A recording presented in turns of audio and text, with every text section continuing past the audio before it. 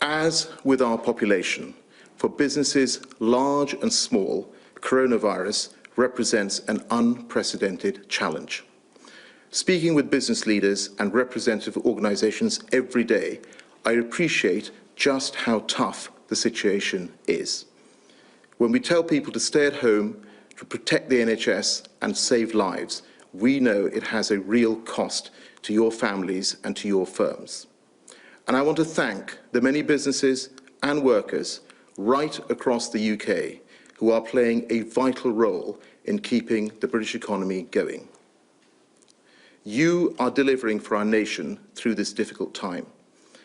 And we said we would deliver for you, doing whatever it takes. That is why we have taken unprecedented action to support our economy, to save jobs and secure livelihoods. To help businesses pull through at this difficult time, we have set out income support schemes for both the employed and self-employed, as well as a package of grants, loans, business rate holidays and VAT deferrals.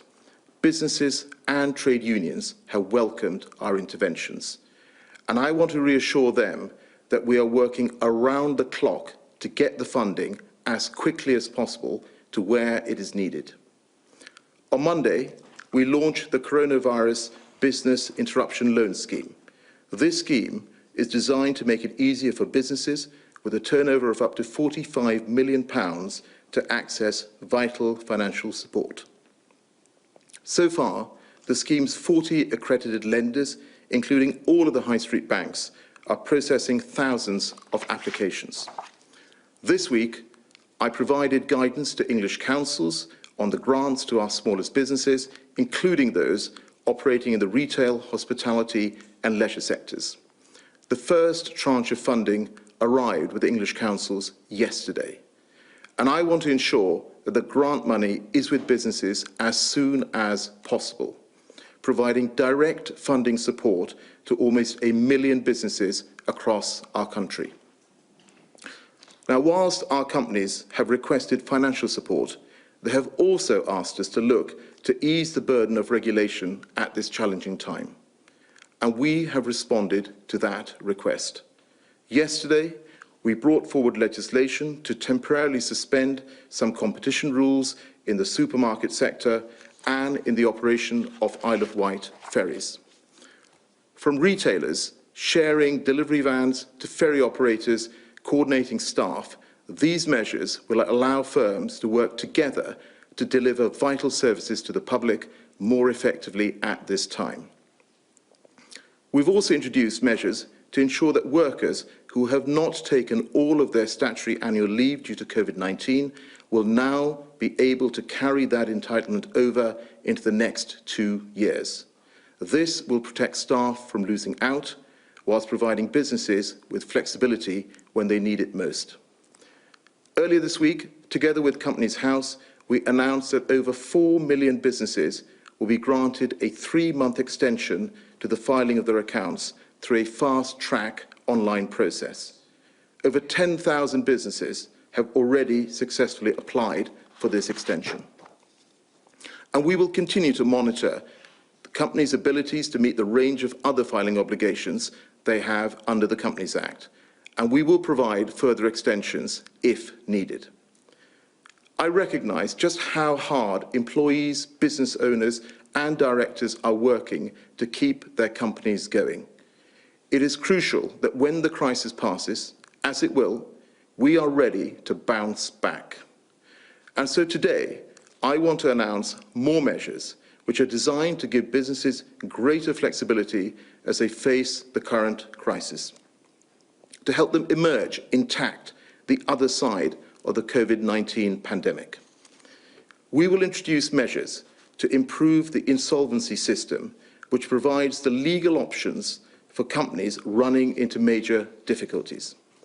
Our overriding objective is to help UK companies which need to undergo a financial rescue or restructuring process to keep trading. These measures will give those firms extra time and space to weather the storm and be ready when the crisis ends, whilst ensuring that creditors get the best return possible in the circumstances. The changes to the insolvency regime will include new rules to make sure companies undergoing restructuring can continue to get hold of supplies and raw materials. And there will be a temporary suspension of wrongful trading provisions for company directors to remove the threat of personal liability during the pandemic. This provision will have retrospective effect from the 1st of March. However, to be clear, all of the other checks and balances that help to ensure directors fulfill their duties properly will remain in force. We will bring forward legislation in these areas at the earliest opportunity.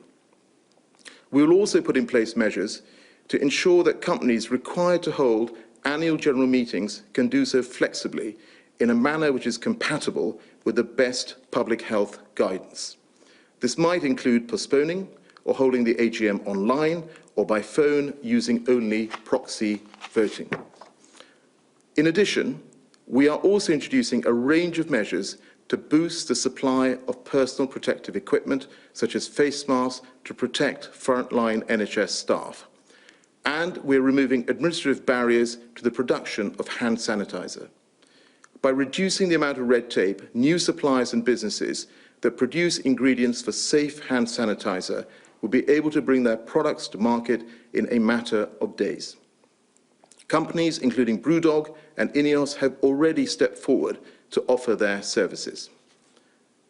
I'm incredibly proud of how businesses and individuals across our great nation have risen to the challenge posed by COVID-19.